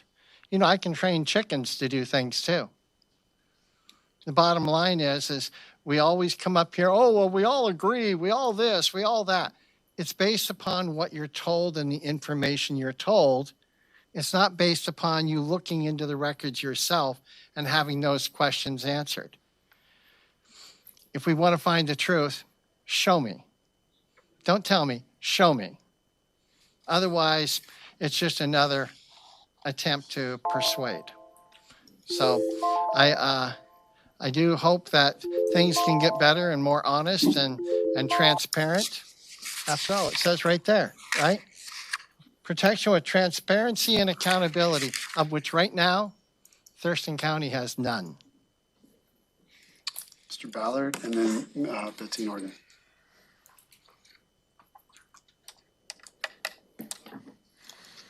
Good afternoon. My name's Terry Ballard, and I live in unincorporated Thurston County in Tanglewild. Don't worry about this building, about not being in the county seat, about you being responsible, personally responsible for all funding, that you don't have any written guidance or information from, but you prove it, which is not knowing it to be true is a false report, and a false report is a gross misdemeanor.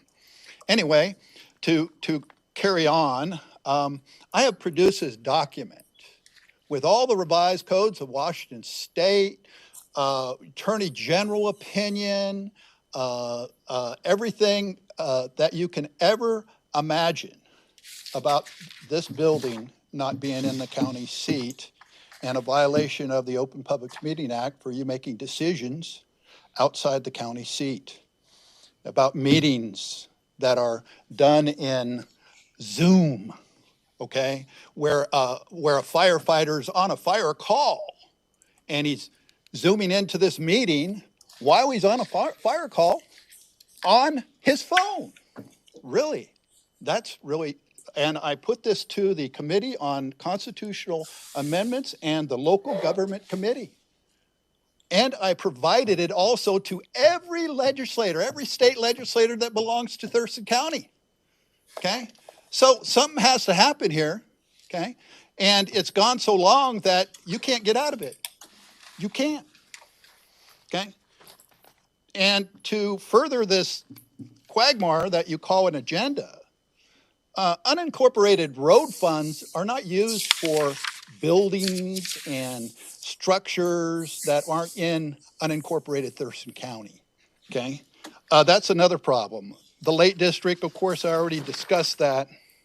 As far as these RCWs that was quoted, the 100 and 101, you guys kind of need to look that stuff up because it's for a final plan, a final budget. You can't just keep on changing the budget. And as far as the facility plan, the capital facility plan was approved last year for this year. You can't add to that. And then you're funding. You're using bond money to fund some of this stuff, and that's not the purpose of the bonds to begin with. Okay? You have no right to spend that bond money, and that bond money, per the RCW again, should be used to pay down our debt. You're not paying down our debt, you're making more of a debt. Now we're into another safety use tax. Okay, are you going to put that out to the people and lie about it too? You know, we need more officers that we need for unincorporated patrol of the sheriff's department, okay? And then come back and say, oh, we need to get rid of a couple more, okay? Reduction in force at the sheriff's department. This has gone on too long. You guys need to do something out of it to protect yourselves, and you're not. You're going to screw yourselves by this. And I hope a legislator, and I'm also working on federal guidelines because you're using federal money in an unimproved building outside the county seat. There's a bunch of USCs and codes and regulations against that federally. Okay? So you can keep on continuing to do what you do or get somebody to help you out. Okay? Thank you. Betsy Norton is up, and then Suzanne Beatty.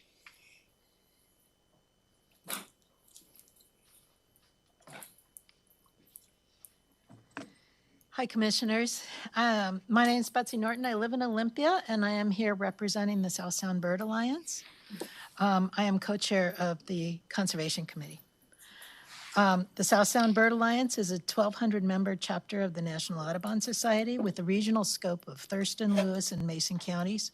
Our mission includes conserving wildlife habitat, promoting environmental justice, and mitigating the effects of climate change.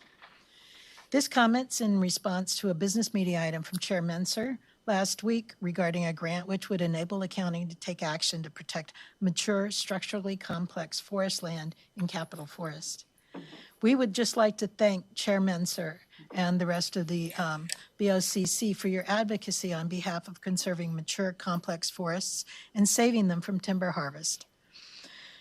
We hope you are successful in getting grants so that county beneficiaries see no loss of revenue while conserving this high-quality forest habitat, which supports such a broad range of birds and other wildlife. We also recognize that retention of these older standing forests is a way to optimize use of the forest ecosystem services, which help mitigate and adapt to the impacts of climate change. One of the areas this grant could help conserve is currently pending sale. The Bears parcels are upslope and therefore physically connected to McLean Creek, a favorite destination for SSBA's birding walks. And we have one on Saturday at 8 o'clock if anybody's interested in joining us. We are concerned that clear-cutting bears will increase the risks to water quality and quantity in the creek and its beaver ponds. Clear-cutting the bears parcels would increase habitat risks for the chum that migrate and spawn in McLean Creek, for the 140 species of warblers, owls, raptors, waterfowl, and other birds in and around the creek and its uplands, and for the rough-skinned newts living in the beaver ponds, among other wildlife. The bears sale has been paused until 2027. We are keeping our fingers crossed that you guys will be successful in receiving grants that'll help conserve this key forest habitat. Thank you very much. Thank you.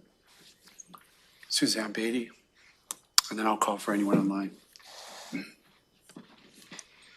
Chairman, sir, and board members. My name is Suzanne Beatty, and I'm a taxpaying resident of Olympia, Washington.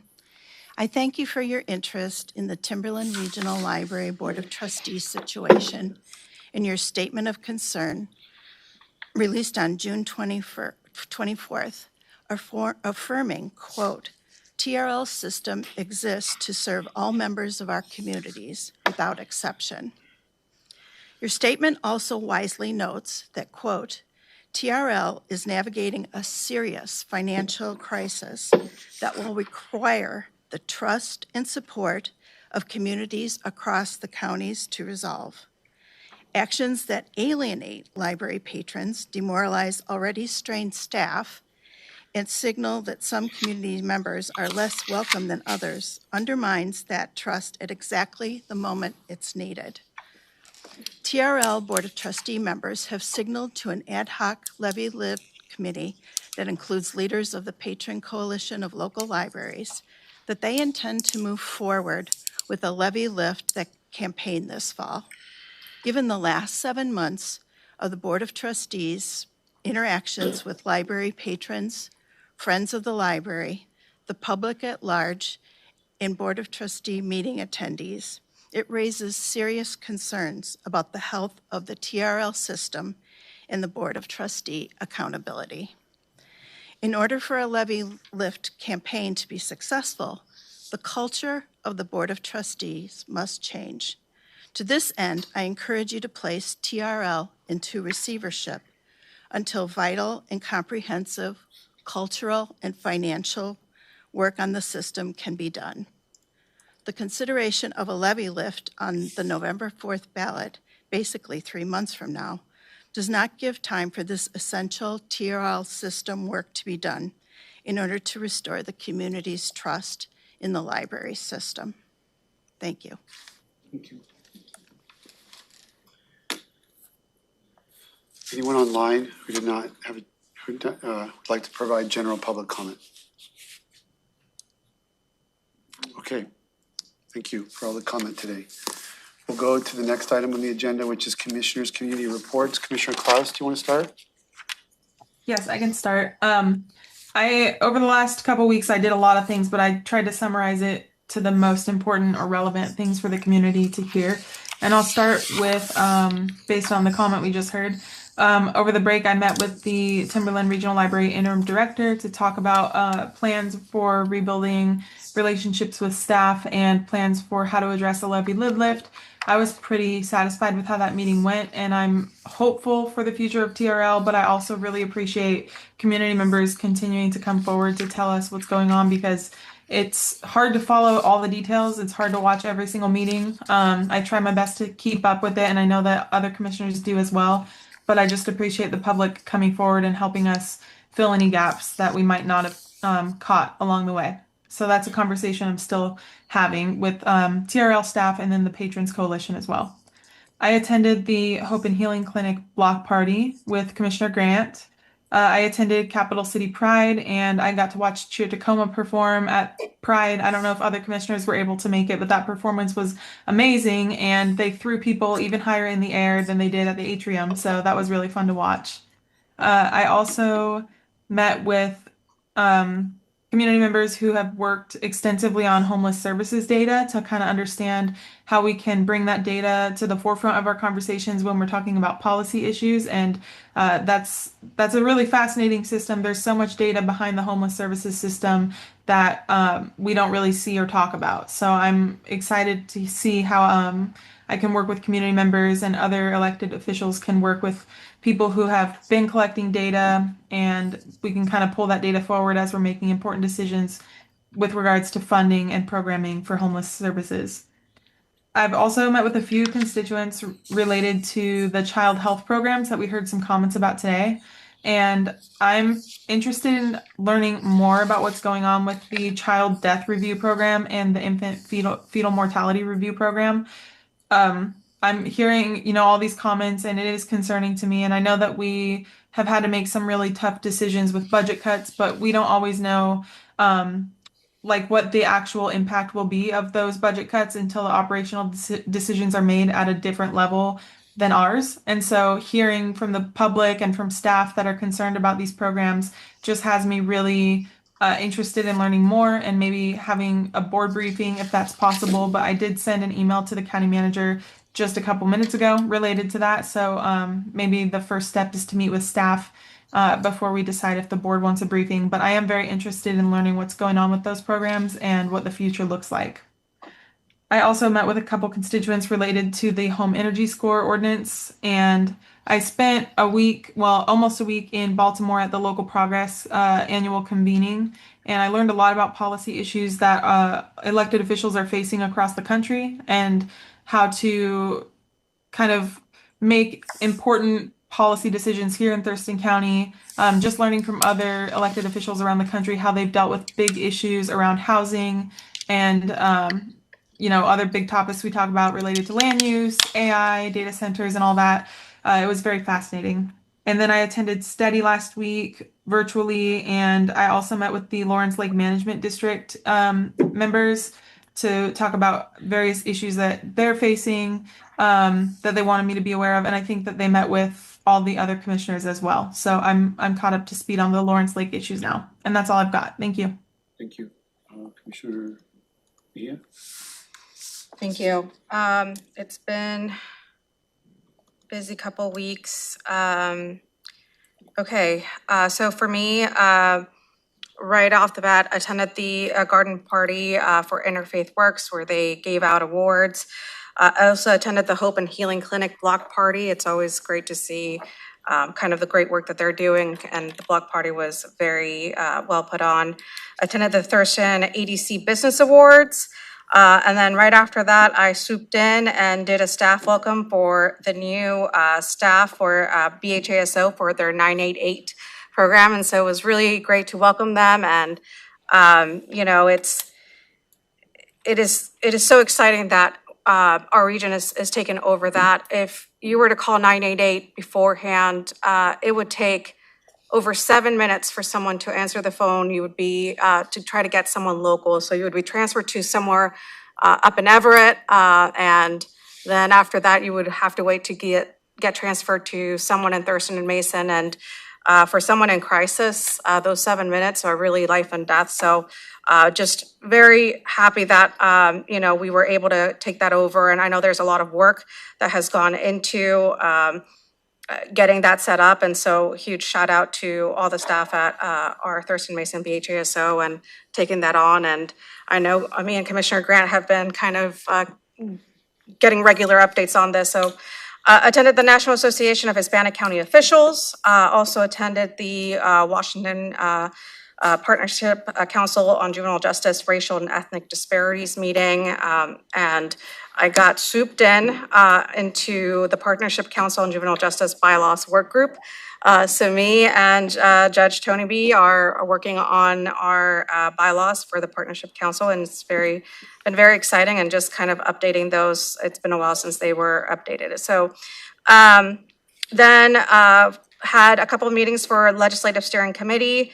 One was in regards to operating procedures and just talking about how we're going to be moving forward. Snohomish Council submitted a letter in terms of tort and how they wanted to partner up for that legislation next year. And so after that, we had a second follow-up meeting where we just focused on kind of some language, and we're working with other groups to see if we can make some amendments this year in the legislative session.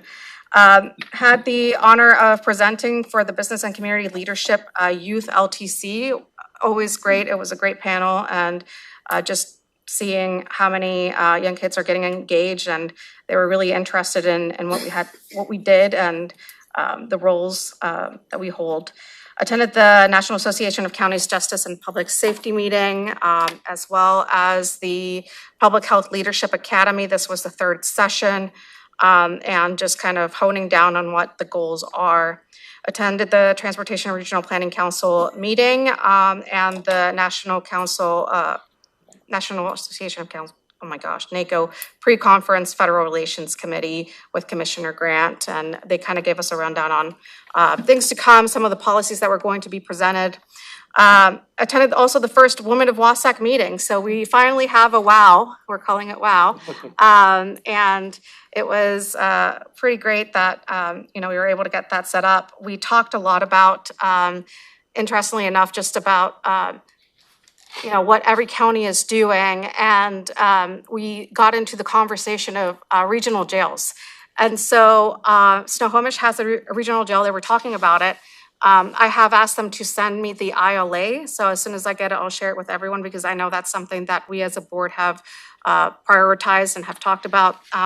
And Kitsap County, I learned also has one. And so asked for their ILA as well. So I know Pierce County was looking into doing something similar, and they're kind of in the same situation where we are, where they are competing with a tribal nation and their jail, and kind of trying to figure that out. So I'm really excited to kind of receive those, and once I do, I will be sure to share those with the board so they can kind of look at them and see if model can be duplicated here.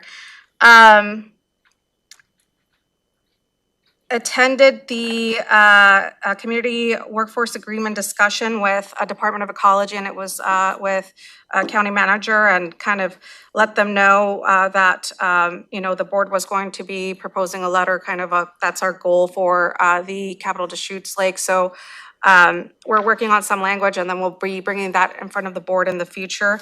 But just wanted to let the board know that that conversation went very well.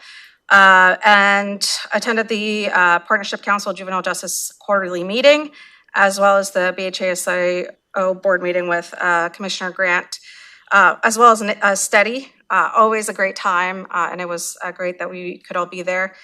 For NACO updates, I just want to do two big things. So our emergency response that we kind of created here passed at NACO, so it is part of our official policy at National Association of Counties. So it was very exciting, and I know Commissioner Fournier, you worked really hard on that, and we were able to get it through. So it is now officially a part of the NACO policy for this coming year. Oh, sorry. And then I also wanted to do, on a side note, a huge congratulations to Sarah Benatar from Coconino County in Arizona. She is the new second vice chair of the National Association of Counties. I think you have all heard me talk about my work with the National Association of Hispanic County Officials, and she's been the chair of that. And seeing Sarah in this new role and capacity is very exciting. So thank you, Commissioner Grant and Commissioner Menser and Commissioner Fournier, for your endorsement of Sarah. It's really great that we have that connection now in the leadership for NACO. So other than that, a lot of community conversations in regards to TRL, Legacy Forest, and a couple of other topics. Thank you, Chair. If there's anything left for me to share. I'm sorry. I did the first leg of my parks tour. So I'm every month I'm going out with park staff and public works staff and looking at some of our different parks. We have a lot of parks, and then a lot of potential parks, and then a lot of parklets. And so there's really a lot of cool spaces to share with the community and highlight, and doing that through my county Facebook page. And it seems to be people are learning things that they didn't know about some of the public spaces that we have. So that's fun, and I think it's been positive. Also, along with Commissioner Mejia, attended the Youth Leadership Thurston County and the EDC Business Awards. Last week, I did a tour of our records center and archives. I say it's cool, but it's just a bunch of boxes full of files from like the last 150 years, which is pretty cool. And the staff there do a great job managing our records. It's really impressive what they can pull out if you request. I got to go through some funny looking old boxes to just kind of play, find what you get. And I actually pulled out some NACO awards from like 1972. There's a lot of like microfiche of EMS reports from the 80s that you can look at. So I highly recommend it, and I got a new level of appreciation of a little niche portion of the county that I had yet to explore, and the staff were great. And then the director there invited me to go in October and tour the Washington State Archives, where she likes to go every year because they kind of do like spooky archives when they go there. And there's some there is some axe there that she wants to show me that is related to an incident that happened in Grays Harbor like 100 years ago, and I'm really spooky. yeah. It sounds kind of interesting, but so follow along, and maybe I'll show that later. A flood authority meeting, steady meeting along with everybody else. Excited to report that I'm on the Billy Frank Jr. Statue Committee. And Billy Frank Jr.'s statue arrived in Washington, D.C. July 13th and will be placed in Statuary Hall this Friday evening, replacing the Whitman statue. So that's historic. That is like huge historic. And it's really exciting for our community and for our state. And we're the epicenter of that. So just like, we had Keith Phillips in here, and his stone apple is being put in the congressional time capsule. We all, that's historic and huge. We've also got one of our luminary figures from this county is going to be commemorated forever in Statuary Hall. That's huge. When the actual dedication is, I think, is planned to be around September. We're still figuring that out. And then the Emergency Response Protection Act. This is a really exciting development. So, this is as you all recall, there was a raid, a Border Patrol raid within an active wildfire last summer at Bear Gulch. And this board took some action to say that they wanted to explore and possibly pass a law within Thurston County that would protect emergency response zones from federal interference. We're still looking through that, but due to the supremacy clause, it would be largely symbolic. But the prosecuting attorney's office is still kind of wading through that. So, the thought process or the legislative process, learning that would be something that is largely symbolic, we then lobbied the state legislature to introduce something, and Representative Parsley introduced a bill along with some co-signers. And, as you recall, in this last legislative session, that received a public hearing, and it was largely debated, and it's still going to be something that's on the House floor. But again, because you need federal laws to change, it would largely be symbolic due to the supremacy clause. Thurston County's idea, went even further, and there was a bill introduced by one of our congressional delegates, Emily Randall, into the U.S. Congress, and that bill was debated, and it's still being debated. And Commissioner Mejia and I took that idea to NACO legislative session this last year, and we asked that NACO consider it to be part of the national agenda for legislation with NACO. And this last week, that was debated in New Orleans, and it was adopted as a part of the national legislative agenda. So that is just one more big step. I feel like I'm that little Bill in the Schoolhouse Rock thing, and it's just moving along, and it's gathering more steam as it goes, and it's exciting. And it's not often that a county introduces an idea that goes all the way to the U.S. Capitol and is being considered. And so we entered the national dialogue at a time when things are very hot and being hotly debated about how federal government and federal law enforcement interacts in our communities. I personally think there was a time that came up where we were being lied to about something that happened, and we said, no, that's not the truth.